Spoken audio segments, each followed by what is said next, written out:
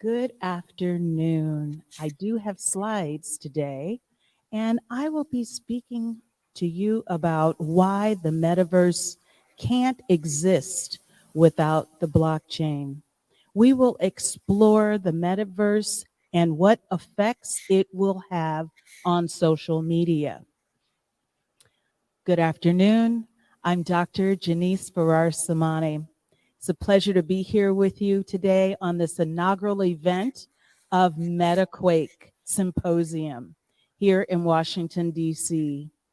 I am the CEO of FSG. We are a digital transformation company that focuses on big data, developing the infrastructure for blockchain, as well as the application of the technology itself to build platforms that can move and develop within this new frontier of technology. I will be joined today with my colleague via DTX, James McCoy, who will also introduce himself to you. James, next slide, Hi, please.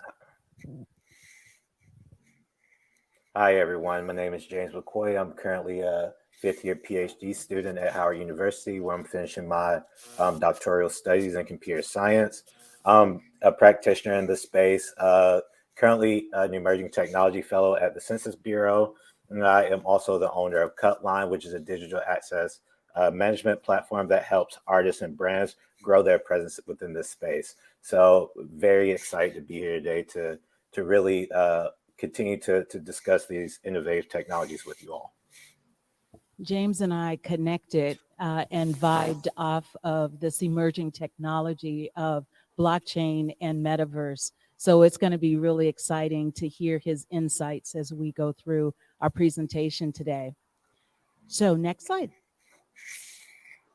As we look at this topic of the impact and the imprint of blockchain on the metaverse, I'd like to examine these objectives for you to understand and have a clear vision of blockchain and how it's built on metaverse, as well as learning what digital assets are. That's pretty important. In addition to developing the difference between open and closed metaverses, and explore metaverse and its effect on social media. Next slide. The idea of blockchain supports a decentralized and visible digital evidence of the value and transfer of a 0 and 1, which is in computer language, that allows for you to manage as well as compete. So if we think about blockchain as it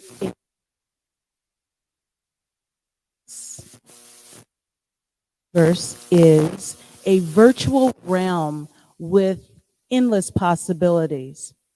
And it has the opportunity to combine the physical as well as the virtual and the digital realities. Next slide. So understanding how blockchain is building the block for metaverse, let's take a deeper dive and begin to explore what exactly is blockchain, what is the metaverse, and how are they interdependent, meaning how do they work together to develop metaverse as well as allow for the users to be able to enjoy function within that space. Next slide. So what is blockchain? Blockchain is a technology that enables this digital transactions to actually be secure and to be stored and shared across decentralized networks. Distributed, as well as it has 4 different aspects which focus on the public ledger, private ledger, as well as a consortium. Utilizing our digital assets and actually developing records and transactions that are secured. the digital, and speaking about digital, I really wanted to break that down because that's a term that's kind of tossed around. So if we think about digital, it really is a computer language. It's zeros and ones. And in computer science as well as statistics, we look at it as a computer language, a binary. But that binary language actually holds value. Each one of those zeros and ones has an intrinsic value that is transcribed to actually make that value. I hope that that helps with some clarification. So it represents a physical quantitative value. Blockchain actually acts as a secure, undecentralized, transparent data container. And when I teach blockchain, when it's one on one or in a classroom setting, I physically have a box and I open the box to have the transactions flow into the box. And I have the attendees or my students actually write down what those transactions are, hence building their ledgers. They put them inside the box and then we close the box for validation. That allows for a physical understanding of exactly how blockchain functions. And we'll go into more depth. So, at its core, blockchain is powered by computers running algorithms called miners. These are created on new blocks of data that are linked together, hence making a chain. This chain is consistently growing with each transaction and activity, as well as it's updated.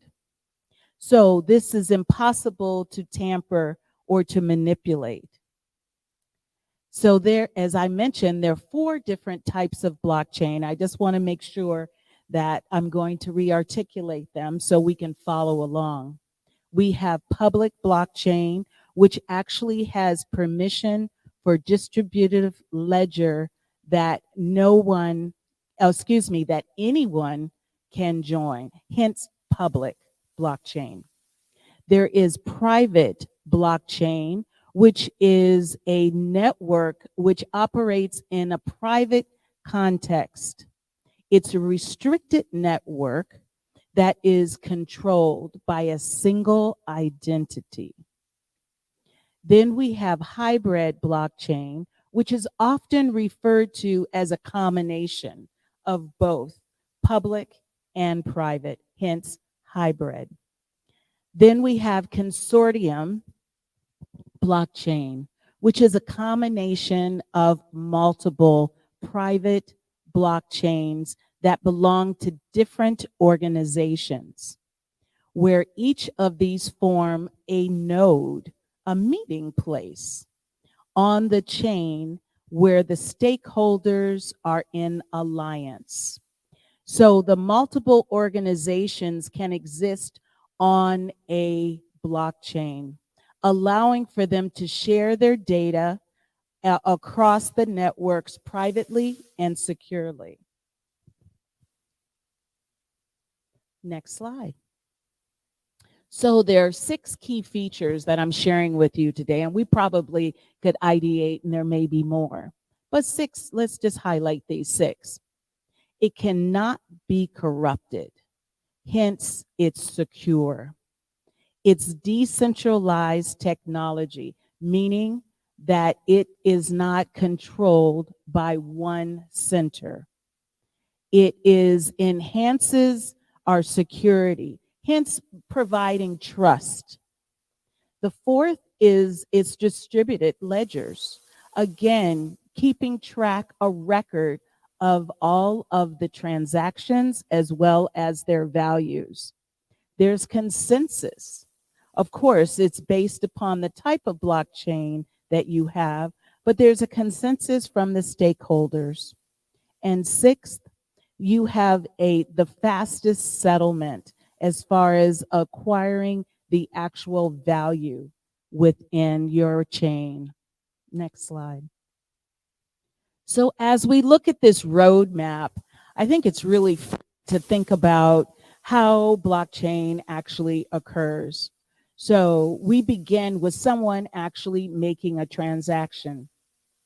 Secondly, so you have the computer there. That's your starting point. Secondly, we are to request the actual data, which is broadcast. Third, you're looking to actually validate. The validation begins to take place.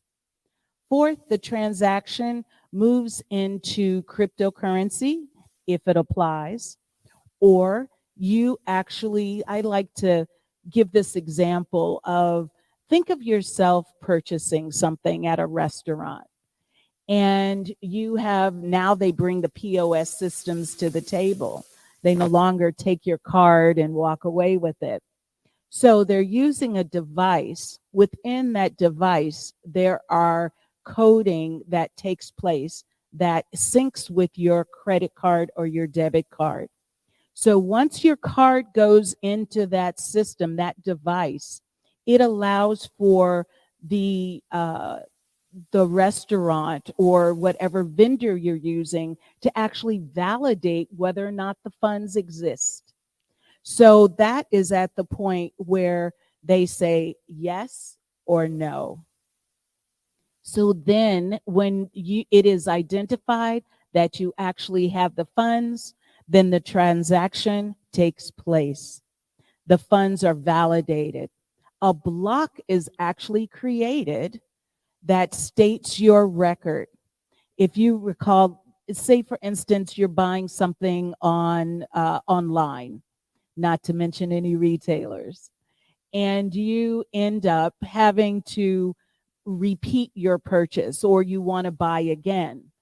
Interestingly enough, they usually hold your information regardless of you opting out. You'll begin to put in your information, and then all of a sudden, the last four digits of your card will pop up and they'll ask for your CVV. Isn't that intriguing? Because a block has actually been created. So that transaction is completed. So think about if crypto, which is not blockchain, it's a currency that actually functions on the chain. If crypto is actually involved, then there's a storage electronically in the chain. And that storage is encrypted to actually control all of the transactions. And importantly to note, it holds that information, encryption information, as well as monitoring the actual transaction of funds. That is when crypto is engaged. Next slide. So, what is metaverse? I think all minds are clear about blockchain. If not, please feel free to ask questions shortly. So, what is metaverse? Many various definitions of what is metaverse actually explain a combination of opportunities where you're actually creating in the openness. Sometimes metaverse is seen as money, or it's self-sustainable communities that are actually in the virtual space, sharing, cooperative, or cooperating with others, as well as a network. There are many features in the metaverse. We need to grasp onto two things before we go into a formal explanation of the metaverse.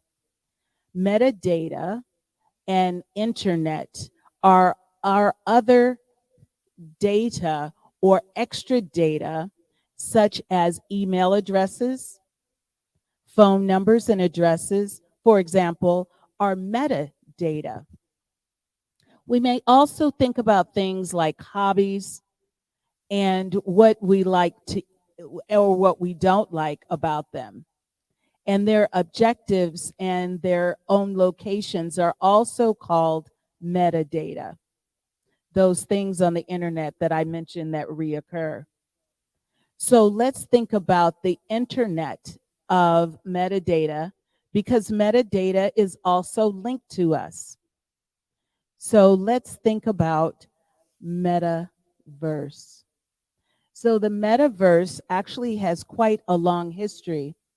It allows for us to actually do those cooperative activities in a virtual space. I have an avatar, and her name is AI Girl. And we actually have created our own metaverse so we can have a gallery of art and activities. I'm looking forward to actually teaching classes in the metaverse or having meetings in the metaverse. I recently spoke at a conference, the Canto conference, that supports the Caribbean islands. And there we talked about actually developing the workforce on the metaverse, the hiring practices, as well as trainings that could take place in the metaverse. It would allow for anti-bias and level setting using technology. Why is that? Because you do not have that physical being. The actual avatar allows for you to be your alter ego, if you will. It takes away maybe some of the biases that one would have about a particular candidate. Some like it and some do not, but I think it's quite intriguing. I'm also considering, if I teach a class, and when I teach a class specifically on engineering or engineering topic, to see how many girls actually choose boy avatars and how many boys may choose girl avatars. And it would be, or them, if you will, a binary gender, a transgender. I think it would be fascinating to do a study such as that. And if anyone has such a study, please let me know. I'm intrigued by that. Next slide. There are key elements in the metaverse, the avatars that I shared with you, as well as VR devices, cryptocurrency, which is not blockchain. It's critical to know that. The development of NFTs, non-tangible tokens, as well as virtual environments. These are key elements for the metaverse. Next slide. So what exactly does it mean to build a metaverse? I shared with you that, first of all, I built my avatar. And so through that, I'm actually able to have various experiences, these levels and these layers within the metaverse. John Radford describes the metaverse as a digital environment made up of 7 distinct layers that actually represent different phases. These phases must work together, from the experience people seek to the enabling technologies that make them possible. And I would like to add that it is about the experience that you have in your metaverse at these various levels. Some are more intense than others, and they actually have more of an experiential understanding of how the metaverse truly works, as far as gaming, 3D, or interviewing, such as what we were sharing earlier. Next slide.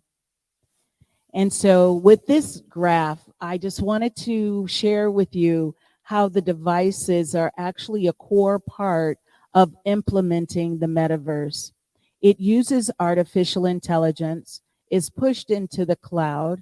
It is the Internet of Things because it's the aggregation of many technologies, of course, blockchain, and then we're working off of 5G and into 6G now. Thank you. So in looking at how these are actually built, next slide, there is a framework, and I've shared with you the various layers. And in thinking about the framework, we can consider the autonomy of how the user interfaces with our metaverse. So we have our standard as well as our AR and VR, and they all work on this decentralized chain. Next slide.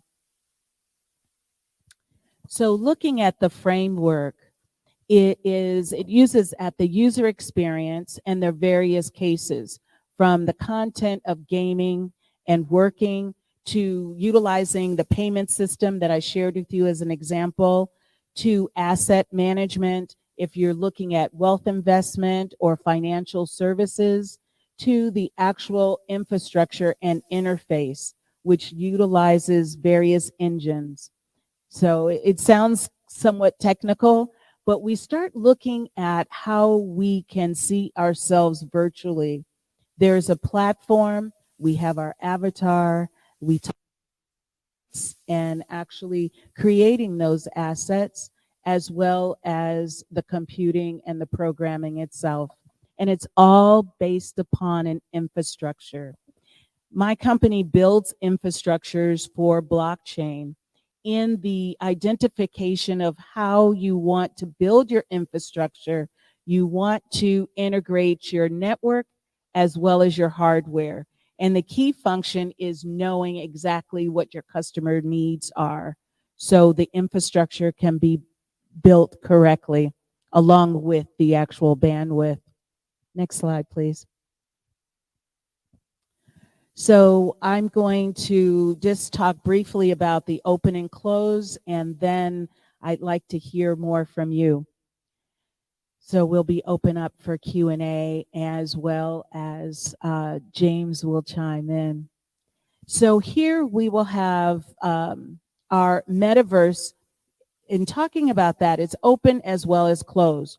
An open metaverse provides us a platform for exchange digital assets as far as currency, characteristics, friendly trade, as well as exposing the engagement with content. If you think about an open metaverse, what comes to mind? I'll give you a moment to think about it. Maybe someone here in the audience could share. An open metaverse? Uh, I just think of a open world concept. Open road concept. Open world. Oh, open world. Yes. Yes. Facebook also is an open metaverse. Absolutely. So open metaverses, thank you for that. Open metaverses also use blockchain technology to create decentralized ledger that we need for the transaction and the interaction, allowing for greater transparency.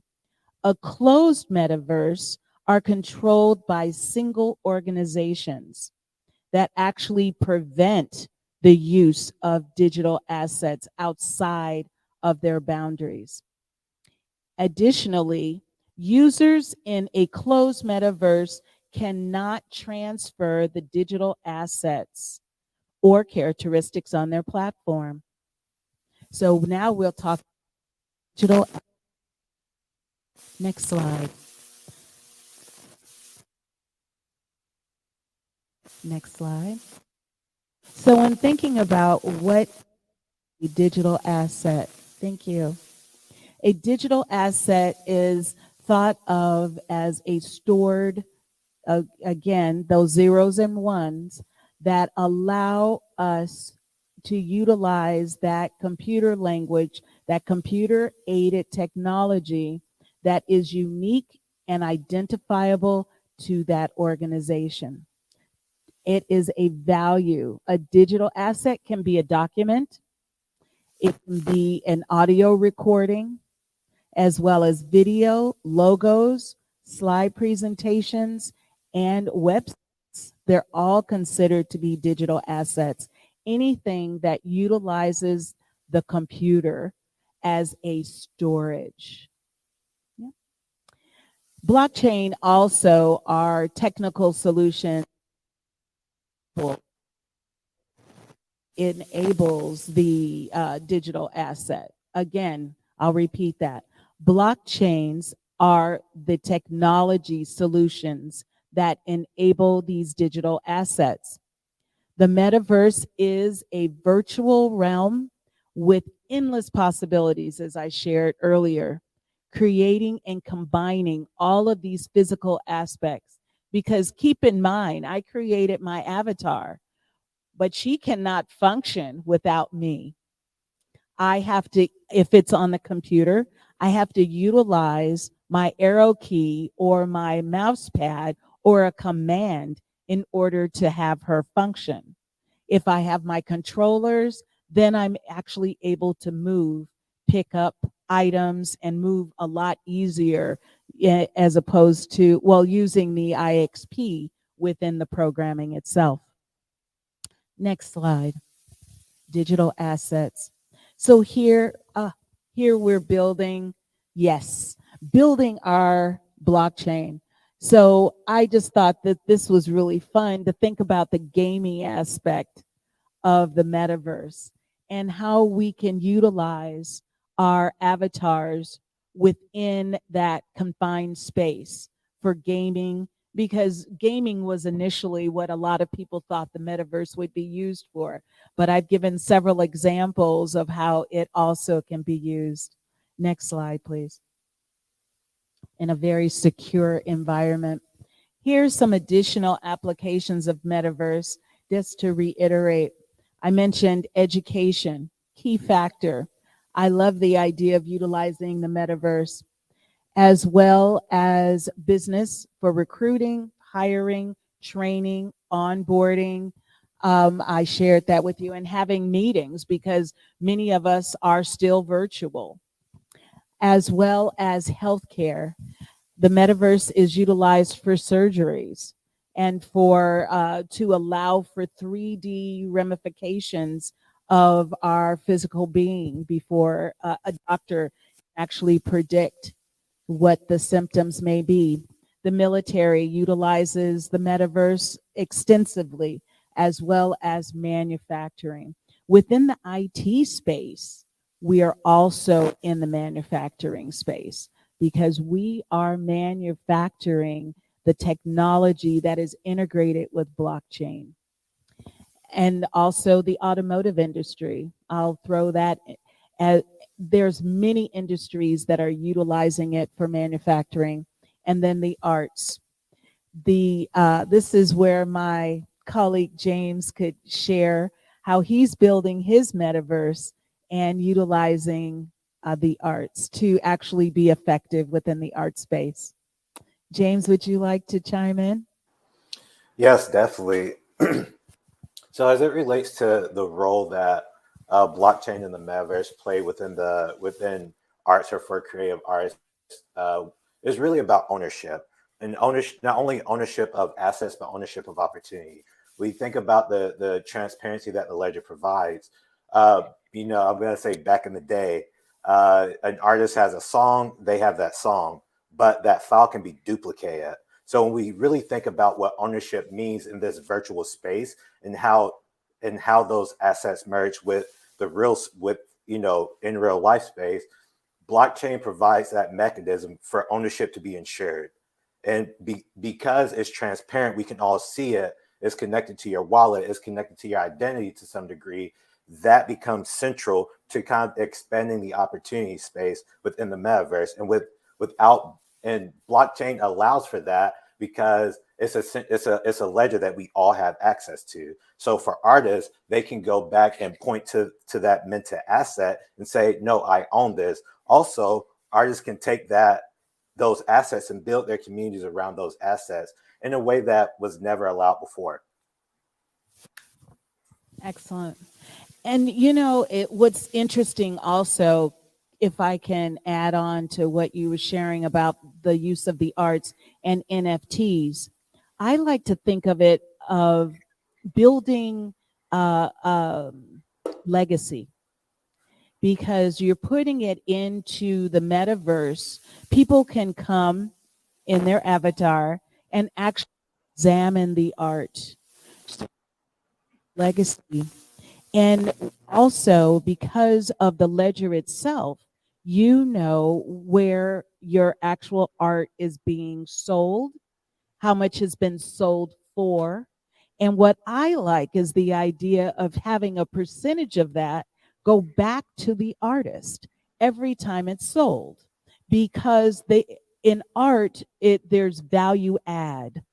So, say for instance, a piece of art is created and sold for $5,000. The next person it might use the art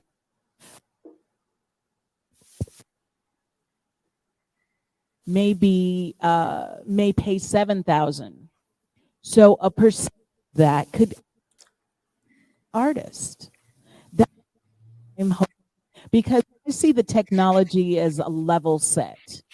I see it as an opportunity for economic development and building out each of these economies, if you will, and actually pushing it to scale, because you're actually giving back to the original creator. So that's what I'm really, really excited about, the use of blockchain in the metaverse as it pertains to the arts. Just one example of how we could actually utilize this in a very positive way. In addition, we're creating a chain by carbon emissions. So we're looking at giving carbon credits because it utilizes a lot of energy, as well as other terms. James, would you like to add anything to that?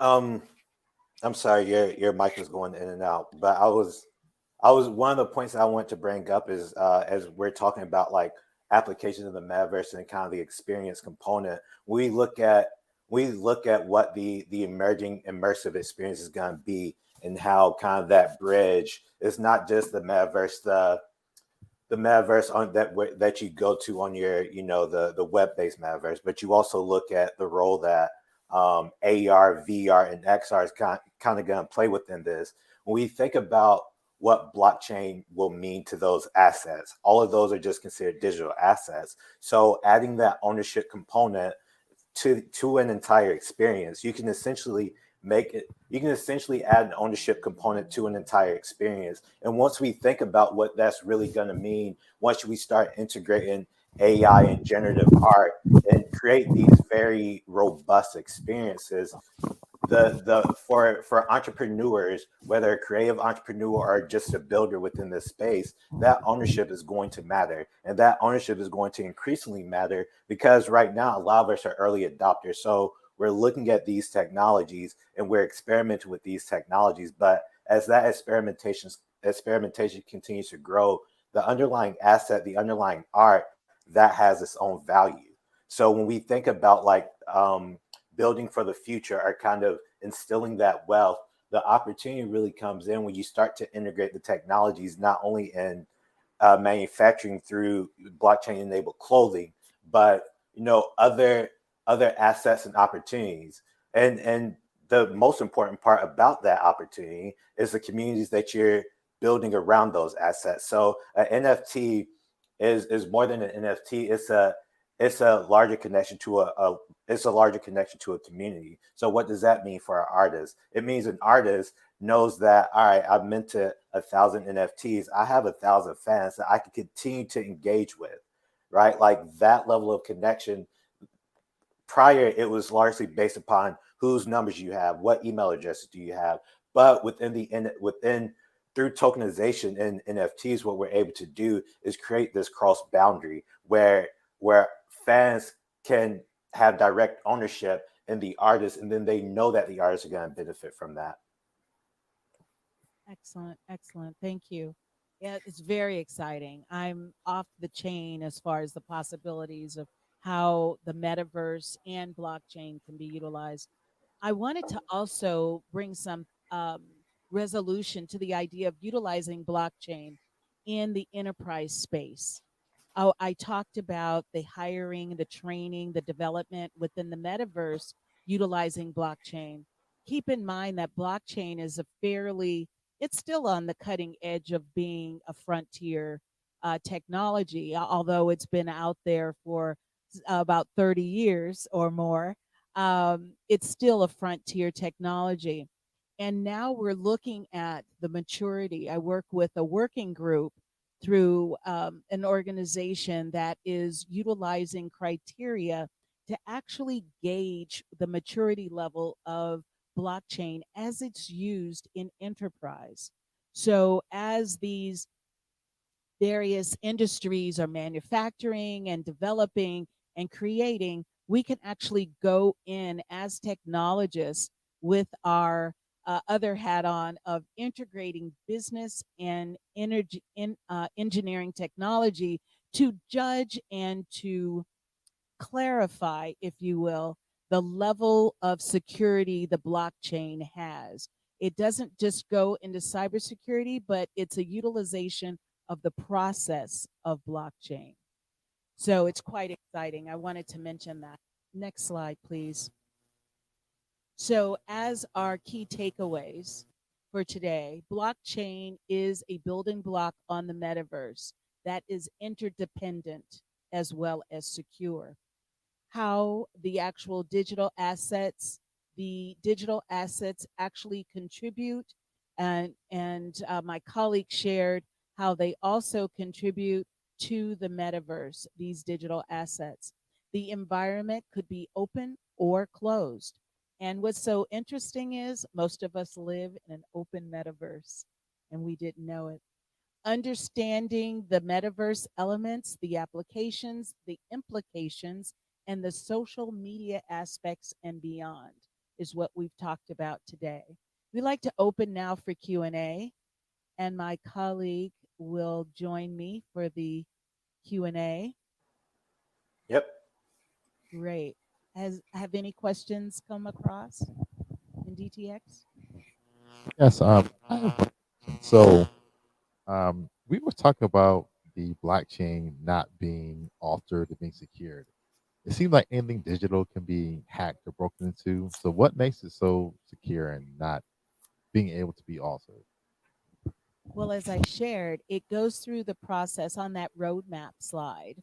It's shared, I shared as the transaction occurs in the digital space. It goes directly into a record of about the transaction, creating a ledger. From that ledger, it's validated, meaning it's you have a checkpoint. And the example that I gave were whether or not you have funds in your account. So that in itself allows for that validation. No one else has your exact identity, your code that is on your credit card. No one has the IP address that would be in the POS device. So those two combined build a very secure environment where the transactions actually take place. Can I follow up on that? Please. So is not that the blockchain itself isn't the blockchain itself as an underlying principle, what makes it so secure is that is considered computationally hard to break it. So the amount of resources that would be required to actually control, because to actually control the block, you have to get up to 51% ownership. That in and of itself, because not only is each node competing against all of the other nodes, all of the other miners to actually solve that, the transactions happen so fast. So it's not that all systems have some vulnerabilities. The larger question is it is so computationally hard to actually hack the blockchain itself that is not even worth it. And that's kind of when we look at security. When we look at security or the pillars of security, when you think about, all right, where does this vulnerability exist? The vulnerability does exist, but the amount of work necessary to break those vulnerabilities is the key question. Is it even worth trying to break it if you have to not only maintain control over 51% of the block, but the actual individual blocks continue to change rapidly? And keep in mind where those blocks are. They're at the intersection of that transaction. Hmm. So that code that I had mentioned on the credit card, that's the identity or that computation that James is speaking of. Within that code, there are algorithms that are very difficult to break. It's identity. Okay. So one follow-up question. So it seems like now that fraud, that scamming, hacking, everything just rampant. It's almost accepted. When are industries like finance or health going to start to use some technology to make the data of the customers more secure? James, would you like to take that? You can start. I'll Um, I dovetail. think, yeah, I think for the most part, a lot of the major players, a lot of the financial institutions are already looking at these technologies. They're just not doing it directly in our faces. What they're doing is they're whether investing or supporting other startups that are really pioneering in this space. Of course, with the ultimate goal to essentially use that as guinea pigs. And to some degree, a lot of these organizations may not necessarily um, want to fully transition. I think that the future is going to be somewhere in between, right? There's going to be certain experiences that are going to be very much digital asset driven, but then there are also going to be some experience that kind of remain on fiat. But there everyone's looking at, if you're expecting to be around in 50 years, you're looking at which role blockchain and the metaverse and all of these technologies are going to play, kind of as you continue to grow and innovation continues to take place. And a follow up would be I see the utilization of blockchain is very robust in the automotive industry due to the AI, the repetitive motion of the development of that particular um, commodity, of that particular product. And so there is great utilization and an acceleration in that space in the automotive industry in particular and the manufacturing. Remember, that was one of the sweet spots that I had shared. There's a question in the chat. What are some ways that the metaverse can be incorporated into collegiate STEM education?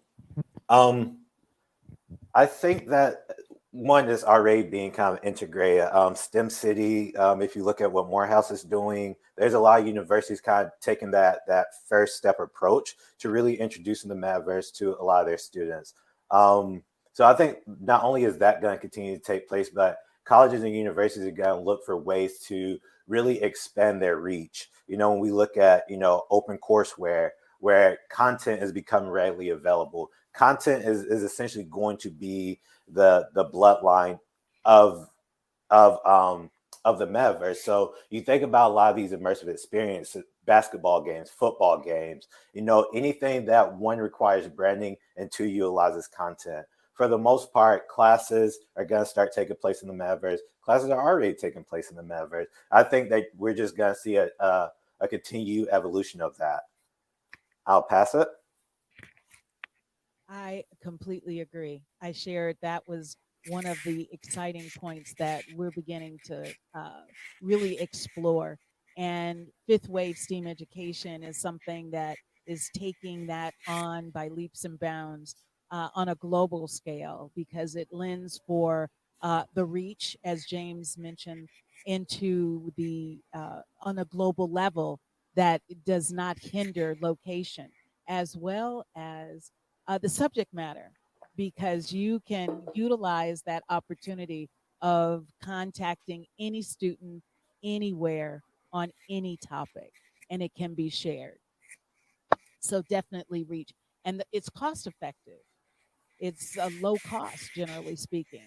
You need a system, but it's their cell phones in many parts of the world where you do not have a desktop necessarily or a computer. Any other questions?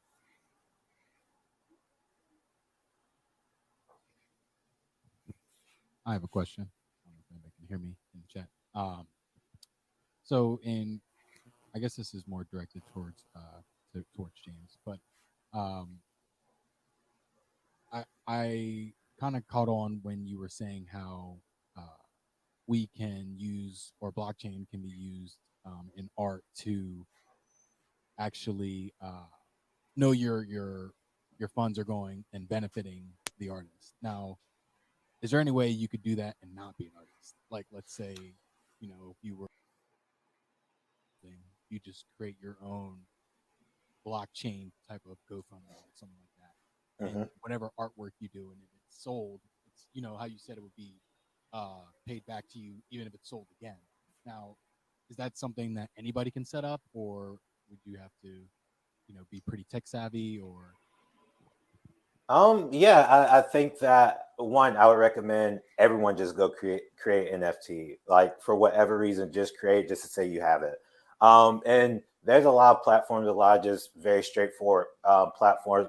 Cutline itself is we met digital assets to the Polygon network, but the process in and of itself really isn't that difficult. I've worked with I've worked with people that just want to create an asset, a small memento. I think that the asset component, when we think about digital assets, the value of that asset is largely implicate in how either you feel about it or your community feels about it. So for artists, we talk about an asset that could be shared throughout the community, because when we look at how artists really make money, they're larger brands. So then their assets are essentially meant to be distributed to their brand.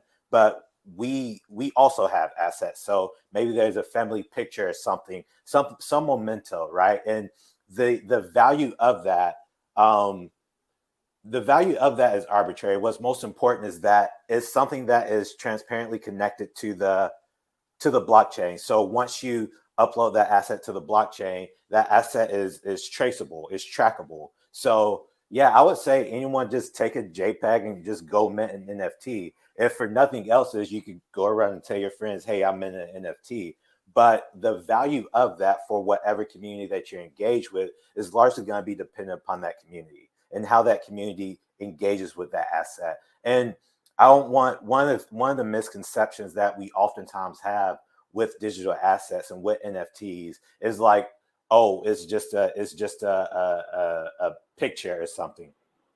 But in actuality, that token can provide access for communities. So on Cutline specifically, one of the things that when we meet with artists and brands, when we talk to them and they're like, hey, I want to launch a collection. Well, what's your collection for? What experiences are you going to unlock with that collection? And that's kind of where the metaverse and NFT blockchain kind of come together, because that NFT that someone purchased can be used to unlock an event in the metaverse. But it doesn't have to stop in the metaverse. That same NFT can be used to unlock an in-person event. And when we start thinking about the intersection of the technology and the lived experience, that's where it starts to really become powerful. So an artist can do an event, and when they do the event, they can leverage the same NFT until the collection is closed, right? And what they're doing over time is driving value to that actual asset and then engaging their community in a new way. It's about those 7 layers of experience that we shared in the metaverse. Well, unfortunately, we don't have a follow up time. So we're down to the last minute. I thank you for attending our session on why blockchain cannot exist, metaverse cannot exist without blockchain, and vice versa, because they're interconnected. Thank you so much. I'm Dr. Janice Farrar Samani, and James McCoy is Thank my you. colleague today. So thank you so much, and enjoy the rest of the conference.